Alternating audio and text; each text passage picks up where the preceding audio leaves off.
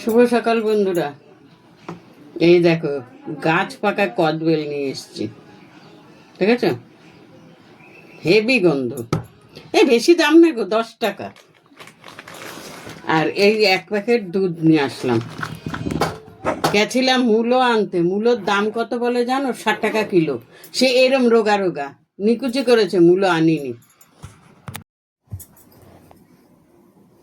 আজকে 4 রাত ধরে ঘুমোতে পারছি না। দাদা এত কাশছে, এত কাশছে, এত কাশছে, তার কোনো ব্রেক নেই। কালকে গিয়ে দেখি বৌদির জ্বর এসে গেছে। দেওরের বাড়ি পুজোর রান্না করতে গেছে, ছেলে ধরে নিয়ে আসছে কি না মায়ের জ্বর এসছে, ঠিক আছে? তা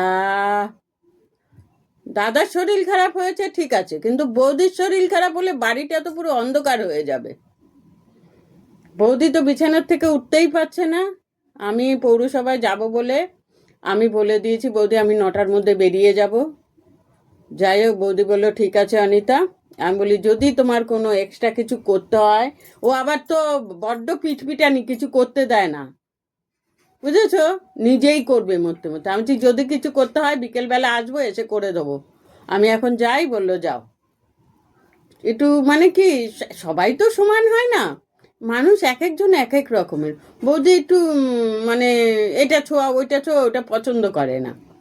যাই হোক, উনিই সব করে দেয়, দাদার জল দেওয়ার থেকে, দাদার খাবার দেওয়ার থেকে। যে যেটা করে সেটা বলতে হয়। তা যাই হোক বন্ধুরা, আমি রাখি, আমার আবার রান্না করে ছুটতে হবে 12টার মধ্যে। তাহলে আসবো অন্য কোনো ভিডিওতে, ঠিক আছে? এখন রাখি, হ্যাঁ।